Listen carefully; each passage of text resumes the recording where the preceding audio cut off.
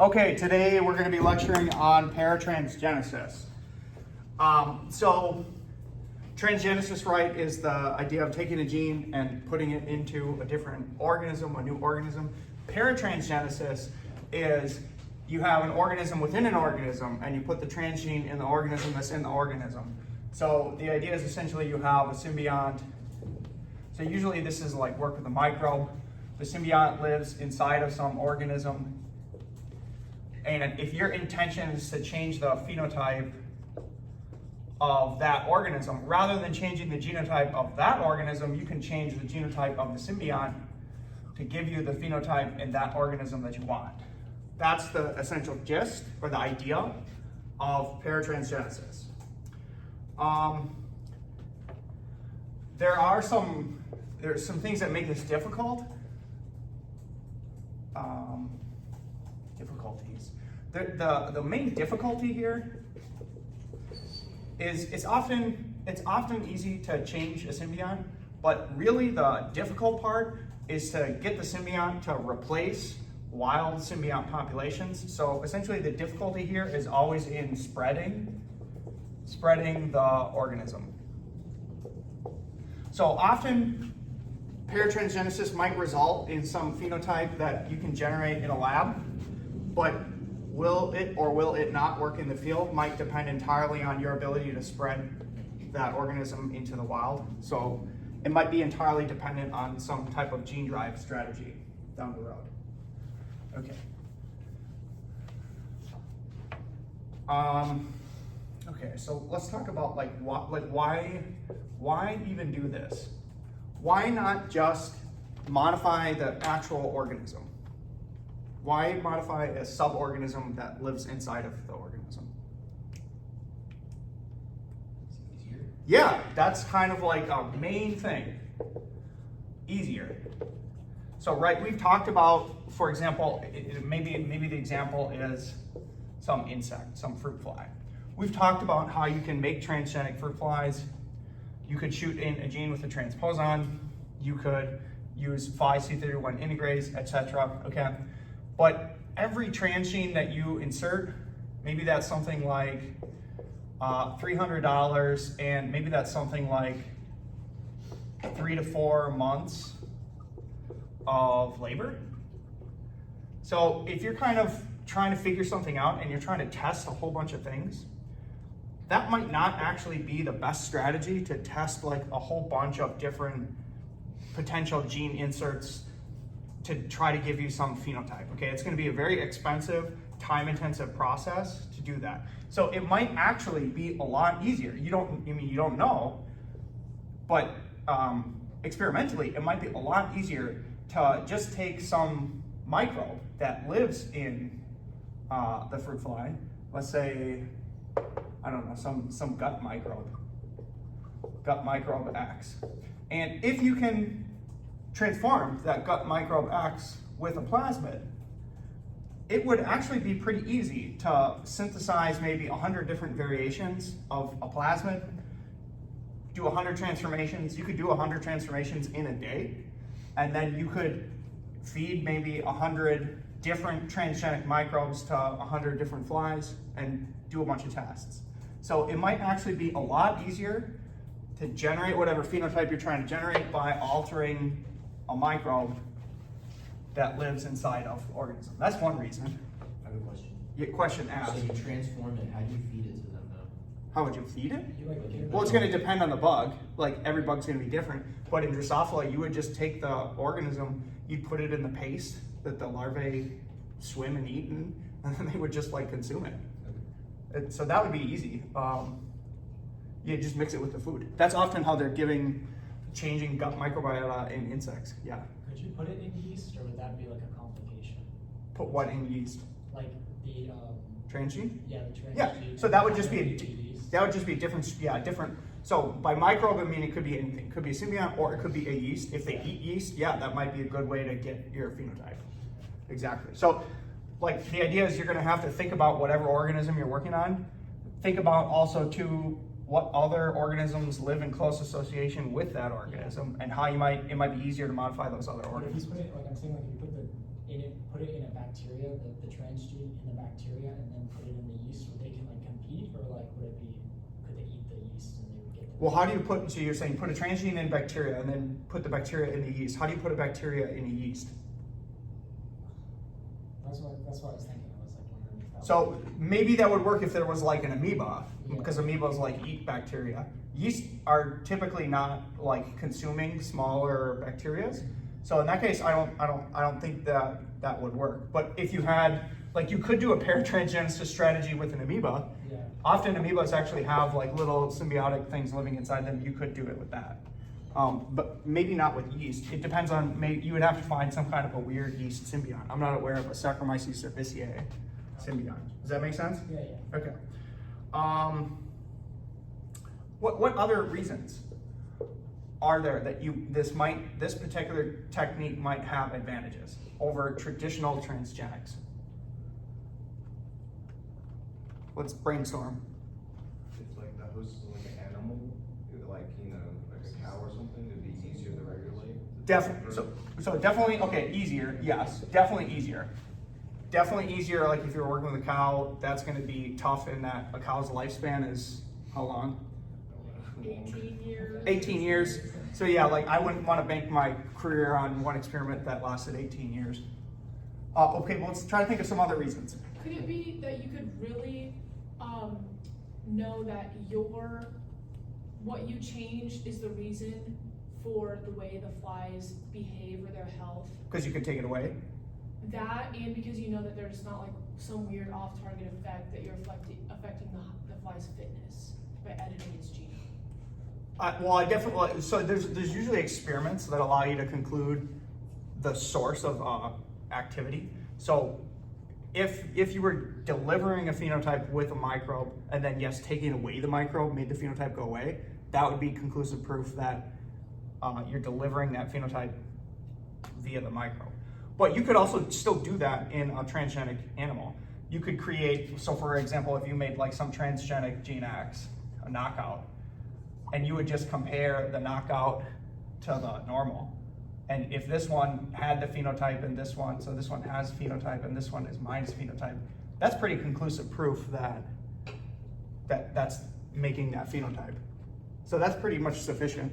Decent thought though. Okay, anything else that anybody can think of, like why else we might do this? There's a few other things on my list. To make new strains of Wolbachia. So I agree it would be great to be able to do paratransgenesis in Wolbachia, but because nobody has ever been able to transform Wolbachia, so far the dream of paratransgenesis in Wolbachia has not like materialized. But yes, like that would be cool. Okay, let's think about some other things. So what about like transient effects?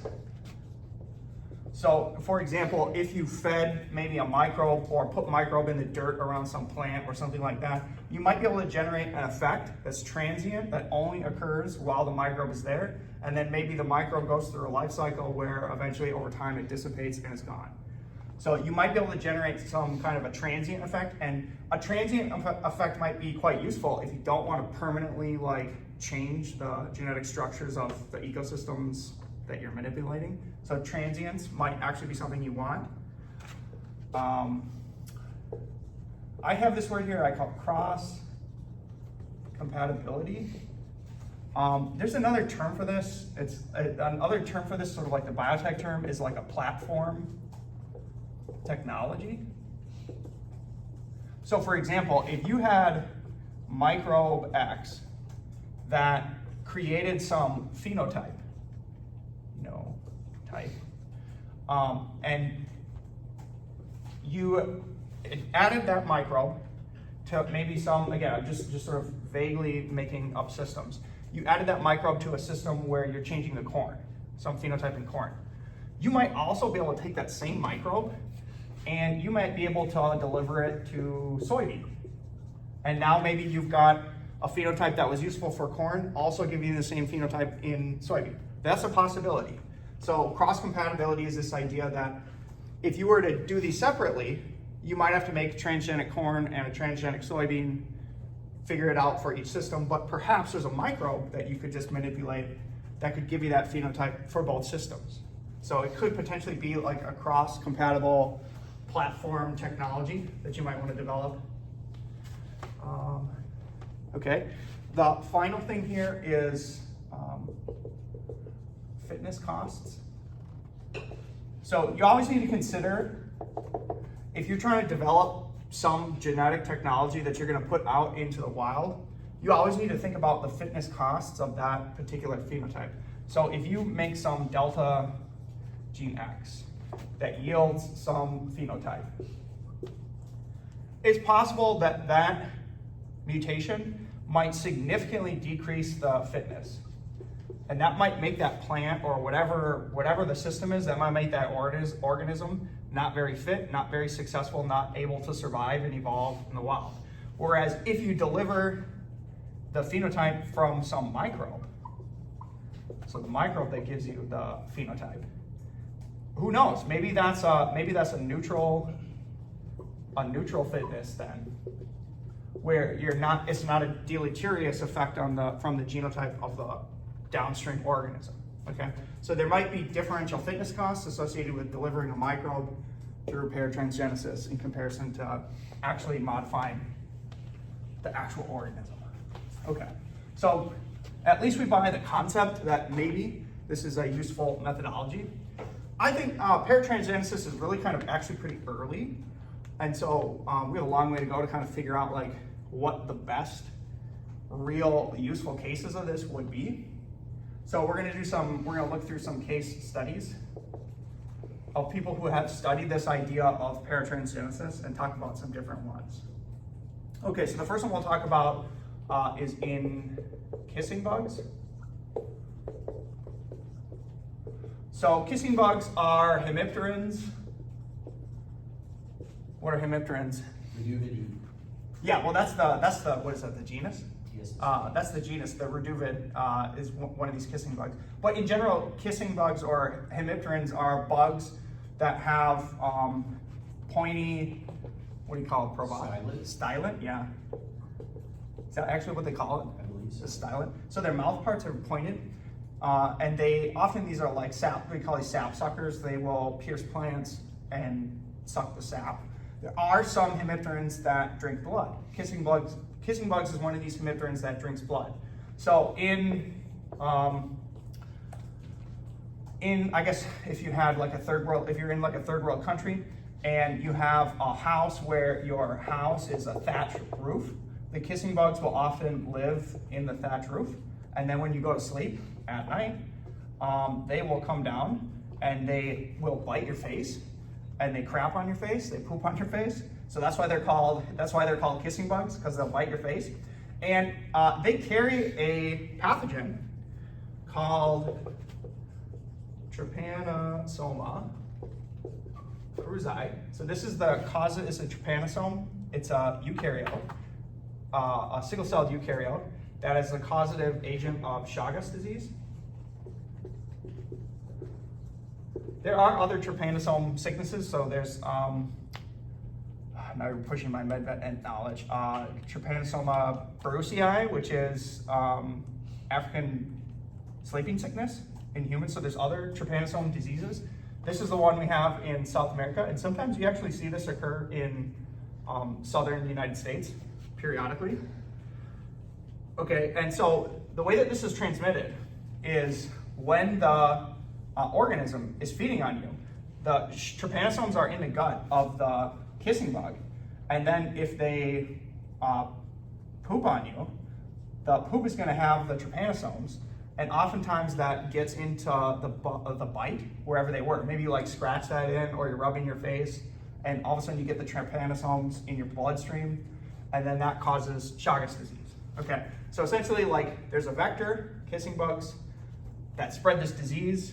Okay, so now let's brainstorm. How could we utilize paratransgenesis to potentially stop this bug from transmitting the disease?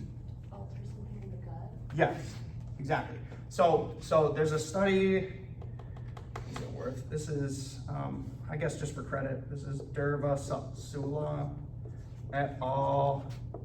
1997. This is a PNAS paper. This was the first paratransgenesis article. So this article is kind of famous because it's like birthing the idea of paratransgenesis, okay? So what they do in this article is, so what would be actually, let's just think it through. So like, what would be the first step? So yes, the idea is exactly correct. That was suggested. Let's try to modify a gut microbe. Okay, so you'd first have to collect whatever's in there that you can culture. There's probably a lot of stuff in there, but probably most of those things cannot be cultured and most of those things could not be transformed. So you're kind of gonna be looking for a small subset of microbes that are in there that you can culture, okay? So they're able to culture one of these microbes, which is called Rhodococcus rodnii, right? A Rhodococcus bacteria that lives in Rodnius.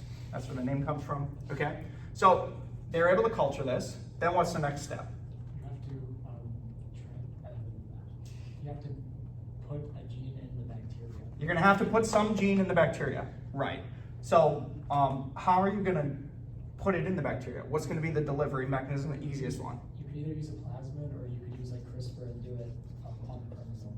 So you could definitely, potentially nowadays, do something with CRISPR. Although in 1997, that was not possible. It would just be a plasmid. So we'll go with the plasmid. We'll go with the simple idea first, okay? So what are gonna be some of the conundrums or research problems that you're probably gonna have to solve with some initial plasmid, considering that a lot of people had probably not studied this microbe, Rhodococcus rodnii, very intensively when they're first starting to try to engineer this. So the point is that if you're pursuing a paratransgenesis strategy, you might often be working with some very weird microbe that people have not really spent a lot of time researching.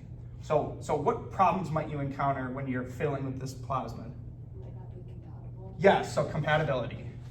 And what in the plasmid regulates the compatibility? Is it the origin? Yes. So we're gonna have to just consider, we're gonna have to be aware that there might be origin problems, and what specifically do we need in the context of compatibility? We need a plasmid that's both compatible with Rhodococcus and compatible with what else? The bug Yeah. itself. Well, you don't need it compatible with the bug, because the plasmid is never gonna be in a bug cell. That's the whole point of paratransgenesis. It's gonna be in the Rhodococcus cell. But if you're gonna deliver a plasmid that has some transgene that you put in, it's gonna have to also be compatible with what?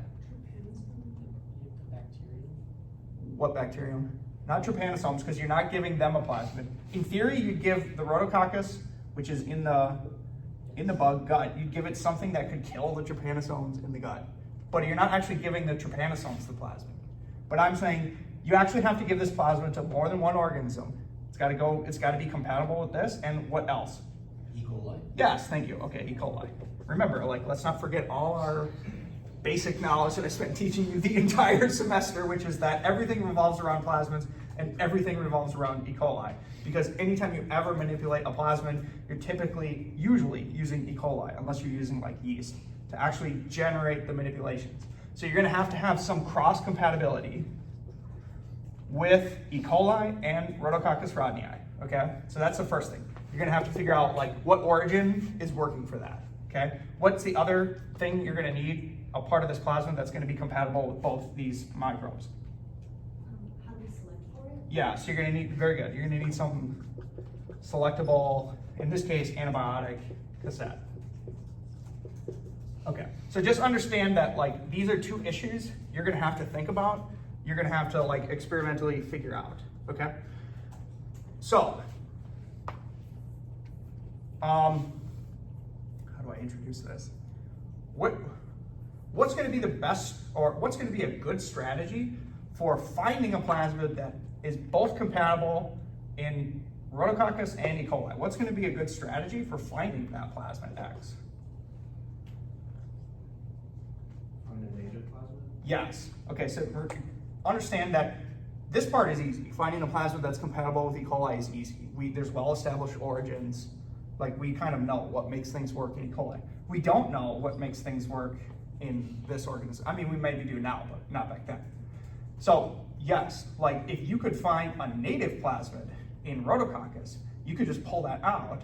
You could modify it so that it would be cross-compatible with E. coli quite easily. and then all of a sudden you'd have what we call a shuttle vector.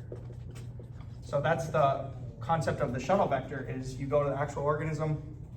If you get lucky and it has a native plasmid, you could easily convert that into a shuttle vector, which is then going to be a vector to deliver some transgene. Okay, so that was their strategy. Okay, now the final thing that we need to think through, that they had to think through, is, okay, so what's the phenotype that they want to generate?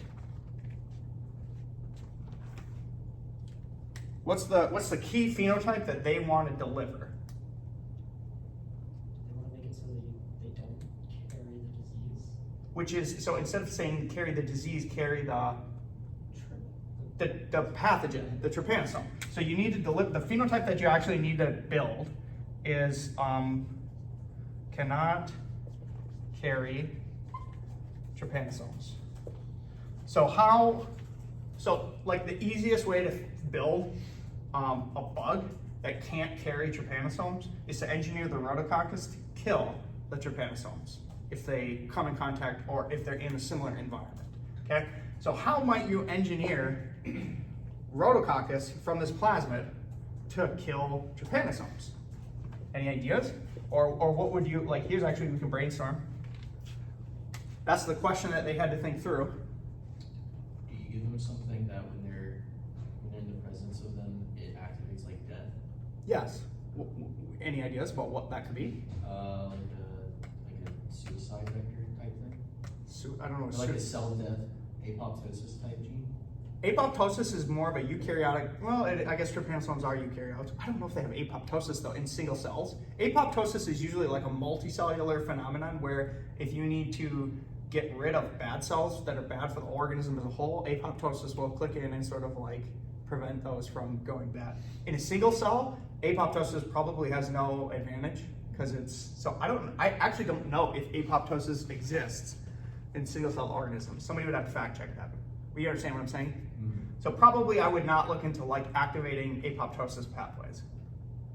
I want something more simple, like kill a microbe. What's the most simple way to kill microbe? It'd be like, since the eukaryote degrade the cell membrane.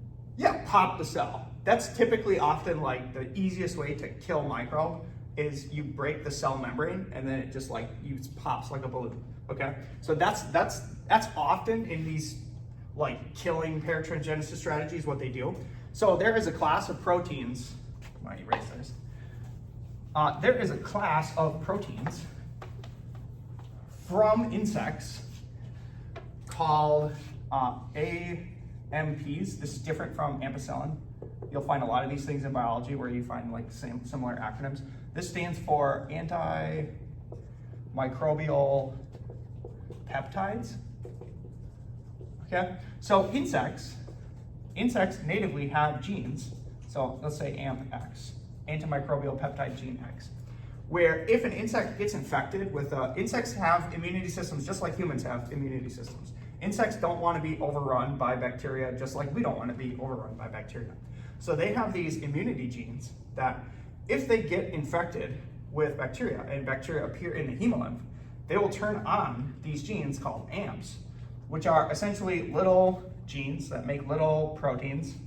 And these little proteins will essentially go into microbial membranes and create a hole, and that pops the microbe and kills the microbe, okay? The most famous one of these, it's kind of like famous in insect and vector biology circles, is called cercropin.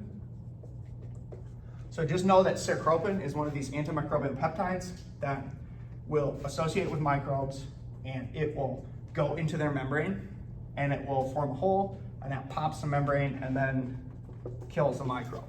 Okay, so understand that the strategy then is you're gonna have some plasmid. This plasmid is gonna have some origin that's compatible with Rhodococcus rodnii and E. coli. It's gonna have some antibiotic cassette that's compatible with a bacteria, Rhodococcus rodnii and E. coli. It's gonna have some promoter. In this paper, they just picked a constitutive promoter. which is kind of like a good choice if you don't really understand all the control methodologies for a particular organism. Maybe you just want something strong. So they picked a constitutive promoter, and then they put cercropin right there. So the strategy is give this to Rhodococcus rodnii, which is going to be in the gut lumen of kissing bugs. And let's think about now some flaws of this strategy. Again, this was kind of like the first attempt at this. So let's say you have the trypanosomes and the Rhodococcus rodnii. Walk me through like what's going to happen and see if you can identify some holes or problems with this strategy. What's going to happen first? I think just go through central dogma. So you deliver this plasmid into Rhodococcus rodnii. Walk me through the step of events. It goes into its nucleus. This is a bacteria, it does not have nucleus. No. Let's not forget all our eukaryotic versus prokaryotic differences. Actually, but this one does have a nucleus.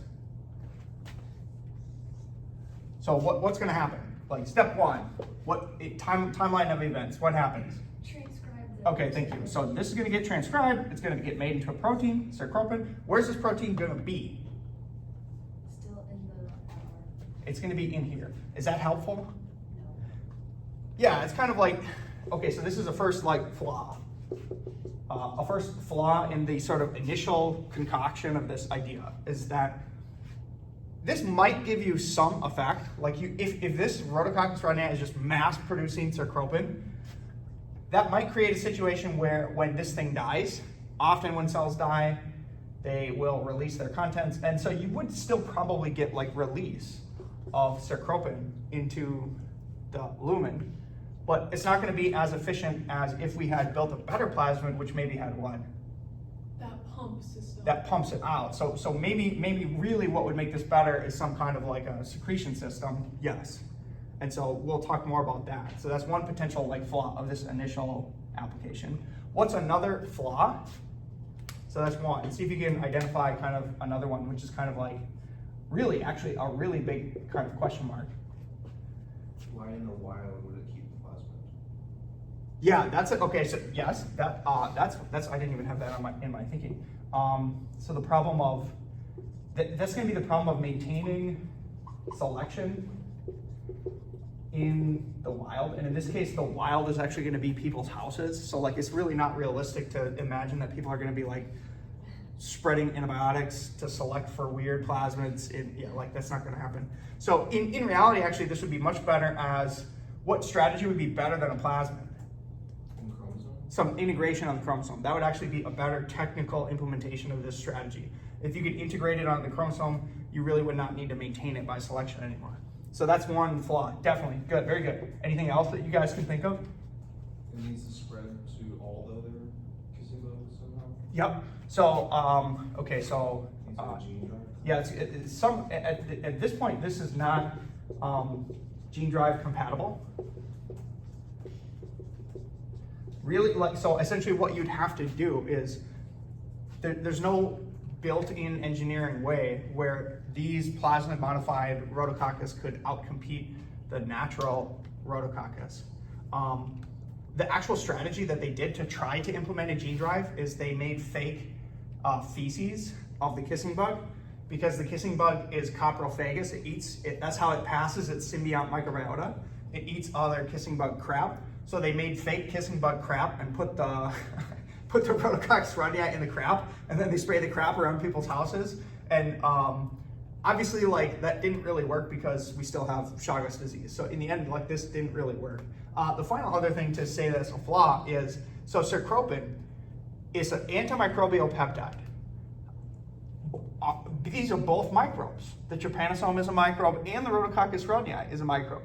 So you also have to understand that, like, there's a question mark of, does the cercropin kill the Rhodococcus at all? I think it probably would a little bit. But in the data that's actually shown in the paper, there's sort of like a differential susceptibility where the trypanosomes are much more susceptible to the cercropin than the rhodococcus was. So it kind of worked like in the data a little bit, although, so I credit this paper more as kind of like a founding of a new idea, but not necessarily like the best implementation of that said idea, okay? So these are all, that's kind of like the first case study. How much time do I have left? Okay, good. Okay, so next case study is similar idea. So this is popular in like medical, veterinary, entomology fields. So malaria. Okay, so malaria is also a vector-borne disease spread by mosquitoes, Anopheles mosquitoes. And malaria works, the pathogen for malaria is called Plasmodium. Very similar situation where Plasmodium is a eukaryote, single-celled protist. And how malaria is transmitted is the mosquito has to bite twice. So the mosquito will go to some creature. Usually if it's a human malaria, usually another human that has malaria. Okay? And it'll take a first blood meal. The first blood. Somebody thought that was funny. And then it will get the disease. Okay, so it'll collect Plasmodium after the first blood meal. Okay, and the blood meal, the Plasmodium is then in the gut. Okay, and then what has to happen? Does anybody know what has to happen in the mosquito to actually transmit a case of malaria? Just like throw it up as it like drinks your blood. Is it like the thing So that's not what happens. It's not throwing up the Plasmodium. Mosquitoes are actually a little bit cleaner in that sense. There are some flies that will do that. Like there are some flies that will vomit and transmit diseases. Not mosquitoes. Mosquitoes are a little bit cleaner. Vomit. I was saying like the things that they use to kind of like numb you when they're like biting you. Don't they have those? Well, when you say those, so you're right that they have. You're right that they have evolved behaviors and enzymes that will do stuff. Where do those enzymes come from? Their gut, I guess. No, Salivary glands? they come from the salivary glands. Okay, so yes, there are. So there's a thing called mosquito spit. Yeah. I actually didn't know they had real Yeah, salivary. yeah. So there's mosquito saliva. You're absolutely right. There are salivary glands that are in the head and the back thorax of the mosquito, or the front thorax, I guess. And the salivary glands' role is to produce saliva. Okay, and when the mosquito feeds, it will spit, but it's not vomiting. It's a very like clean, like it's purposefully spitting the saliva. Okay. Does it have like 2 tubes? Like, It does have 2 tubes. So there's one tube for spitting and there's one tube for sucking. Okay. So that's why you don't get a disease from a mosquito by them vomiting on you. You get a disease, the only way that the disease can be transmitted is how? What has to happen from the Plasmodium? It has to enter their bloodstream. So they don't have blood, but you're right, they need to get out into the hemolymph. Then once they're in the hemolymph, where do they need to go? Salivary. Then they need to get and invade the salivary glands. And then once they're in the salivary glands, then they're in the saliva. And so then they can spit out the Plasmodium. Okay, so this whole process, there's a term for that, that's called the extrinsic incubation period. This concept is a concept from vector biology. The idea is that this actually takes some time for the organism to cross the midgut, get into the hemolymph, invade the salivary glands, and be actively transmittable. That's a period of time, okay? And often that is just enough time where it occurs in the duration between when the mosquito takes the first blood meal and a potential second blood meal. So the second blood meal is when the mosquito can transmit malaria. And these are often 2-week-old mosquitoes. That's getting older for a mosquito. So it's kind of what we say is it's the older mosquitoes that are dangerous. It's the old moms and the grandmas that are very dangerous for mosquitoes. Okay, it's not the young females. So this presents in some sense an opportunity. Why is this an opportunity for paratransgenesis? Here's some time. Yeah, you have some time to disrupt this cycle, okay? And because a discrete series of events has to happen, you gotta invade the gut, you gotta get through the hemolymph, there's some replication that's happening, there's actually, in malaria, there's actually some mating that's happening from the plasmodium, and then you gotta get into the salivary glands. So this is like a chain of events, and you just need to break one chain in the series, and if you could break one chain, the most efficient or the weakest link, you could entirely stop transmission of malaria, okay? So the weakest link in the chain is the point at which the malaria breaks through the gut. This is called the oocyst, okay? And the reason that this is the weakest link in the chain is because imagine if the gut takes in maybe hundreds or I don't actually know the quantity of numbers of sporozoites that go into the gut, but when the plasmodium parasites get into the gut, they mate, and there's a high number of them, and then only a tiny subset of those become oocysts, which is the creature or the, again, I'm not getting too much into the vector biology, but that's the mode of the organism that busts through the midgut. It's a specific, like, morphological, what would you call that? What? I was gonna ask, could you transgenically modify the saliva bacteria, like the bacteria that's in the saliva, to like attack the plasmodium? So there's probably not many bacteria living in the salivary glands. If there were, that would be an opportunity. But my point here is that at the stage of the oocyst, that's when there's the fewest number of plasmodium. And so if you can disrupt that stage, you are more likely to break the weakest link in the chain. So the target here for paratransgenesis is the oocyst. And if you could develop a strategy that reduced those, you could stop malaria transmission, okay? So again, obviously the strategy here is to find some kind of a gut microbe that can be modified, okay? So we'll go through sort of a series of iterations of how they tried to do this. So they first tried to do this with E. coli, okay? The advantage of potentially trying to use E. coli is that it's easy to genetically manipulate, right? Well established. So you could maybe establish a proof of concept that you could engineer E. coli to inhibit transmission of malaria, and then you just have to feed it to the mosquitoes, okay? So they do this, and their strategy is to build a plasmid. So they're building a plasmid, and what they do is they take this gene called SM1. Okay, SM1 is a peptide. So it's a little protein. Let's draw it here as a little alpha helix. I don't actually know if it's an alpha helix, but it's a little protein. And what that protein actually does is if you have the epithelial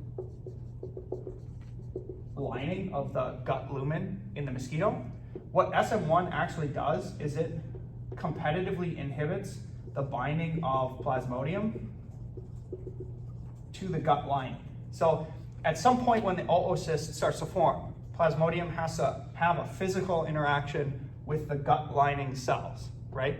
And the SM1 peptide is a peptide that gets in between those, whatever that receptor is, and it blocks the plasmodium and inhibits its ability to bind to the epithelial lining, okay? So there's this kind of like this famous peptide that can do this. So the idea is to express the SM1 peptide. So what they originally did in this study is they created a fusion of the SM1 peptide to a protein called OMP-A or B, OMP-A. If you see OMP in microbiology, that is always acronym for what? Can anybody guess? It's a gene or protein. Outer membrane protein. So the idea is that if you have not heard of this, every microbe has essentially like kind of a skin is a bad analogy, but a surface of proteins. And the most abundant protein of microbes is usually what's called the outer membrane protein, okay? So imagine E. coli has outer membrane proteins, which are just covering the surface forming the surface lining of the microbe, or the surface membranes and cell wall of the microbe. And so their idea is to fuse the SM1 peptide essentially to like the surface skin of E. coli. And then their idea is, well, we'll put a strong promoter, we'll put this in E. coli, we'll feed this to the mosquito. Okay, so let's draw what's happening here. We have the gut, we have the E. coli, blue, with the SM1 peptide fused, and we have the plasmodium. So this kind of worked, but what are the problems of this strategy? Still plasma based. Yeah, that's still a problem. It's still plasma based, so in theory, like this would not work in the field.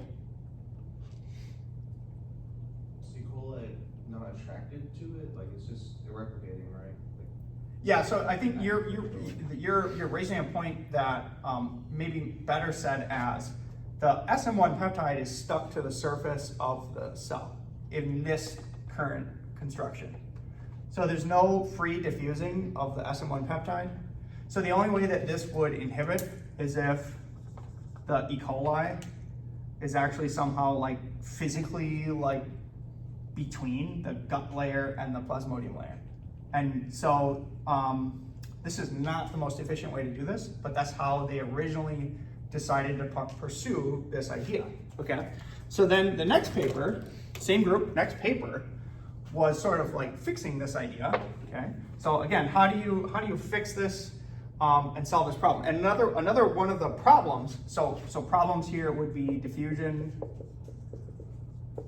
of SM1, and then the second problem is that E. coli would not replicate in the gut of the mosquito. So these are sort of two key problems that they tried this strategy, and they need to then solve these two key problems. So then, how do we modify our strategy to solve these problems? What would you guys do or suggest? Similar to the same idea that we suggested for the kissing bugs, at least for this one. Yeah, so let's build some type of system that's compatible. So again, the fix with this is build some kind of a secretion signal, okay, in front of your transgene. And actually what they did in the next round is they actually kind of said, well, I mean, SM1, that's a good idea, but why not try a whole bunch of transgenes simultaneously? So they actually built a construct that had a whole bunch of other genes that might potentially kill the malaria, plasmodium. I'm using so many different microbial names here, hard for me to keep track. And they used the sarcopin and other, what would be called orthologs of sarcopin. So they took the sarcopin from scorpion, which is called scorpion, clever name, and they took other orthologs of sarcopin and some other things and SM1 peptide, okay? And they built this giant fusion construct that had a secretion system signal that was compatible with the secretion system with this multimodal, like, killing protein, okay, in a plasmid. And then they switched the E. coli. So in this case, in order to find a better microbe, they did what the Rhodococcus people did, is they actually went to the guts of mosquitoes and found something that they could culture that was already living in the guts. That organism was called Pantoia agglomerans. Okay, so this was the next strategy. So they did this, and this worked pretty well, and they published this in PNAS, which is a good publication. So they got this published, and they have good data that showed that this construct in this bacteria was actually inhibiting oocyst formation. And if I recall, again, stretching my memory a little bit here, but if the y-axis was number of oocysts,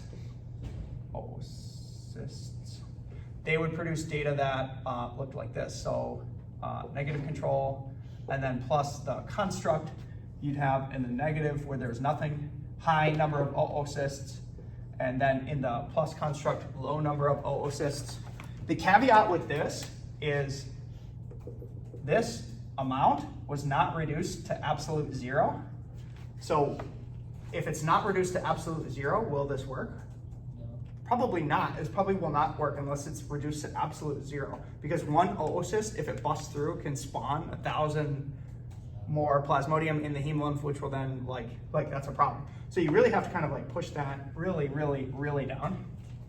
But it was like an improvement in the idea, okay? And then the final problem with this was that this worked.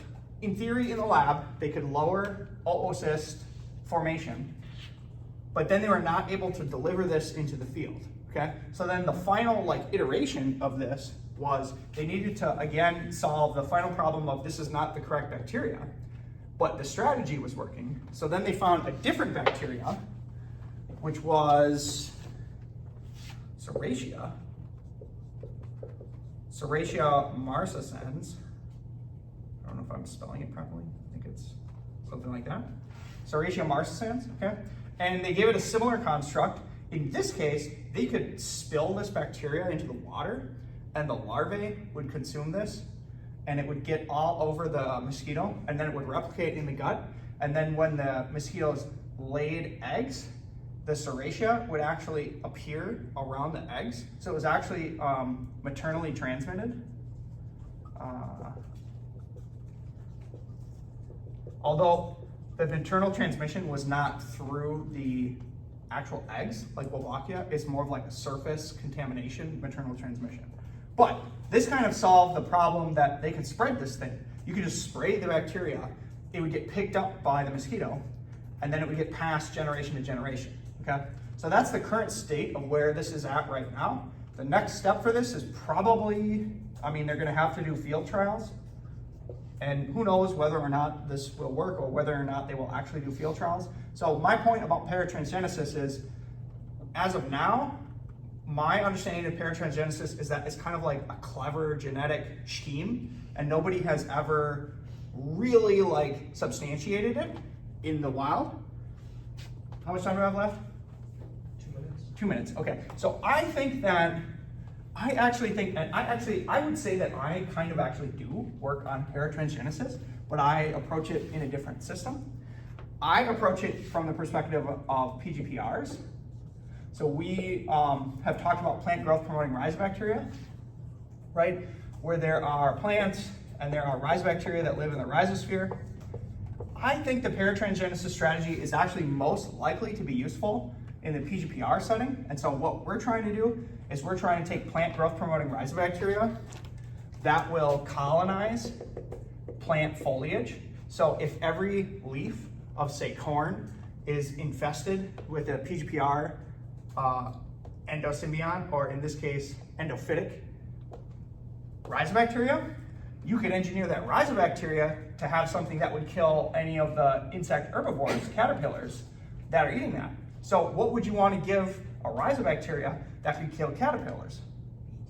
Cry proteins. Yeah, so that's what we're doing. So we're trying to take plasmids and put cry genes into plasmids for proof of concept that we could put in PGPRs that then in theory, when they get eaten, would kill the caterpillars. And then if that worked, we'd do an integration of a cry protein on the chromosome.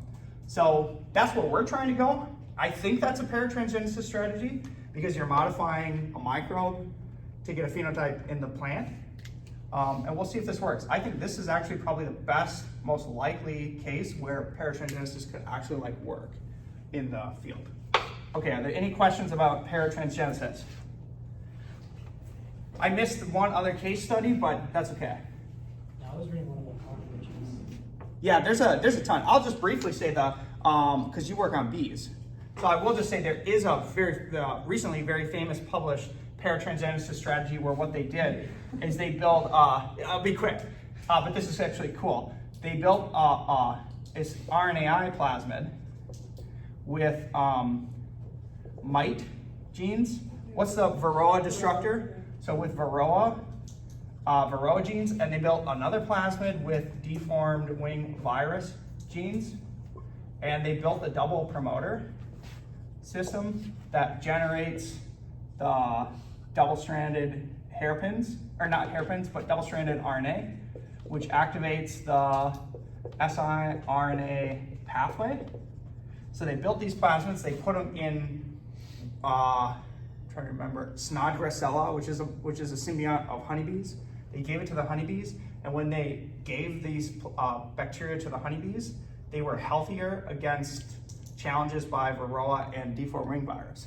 So there might be a potential future where you buy some microbes, you feed them to your honeybees, and then they're protected against. That's like an immune system stimulant almost. Yeah. Yeah. It's like vaccination. Yes.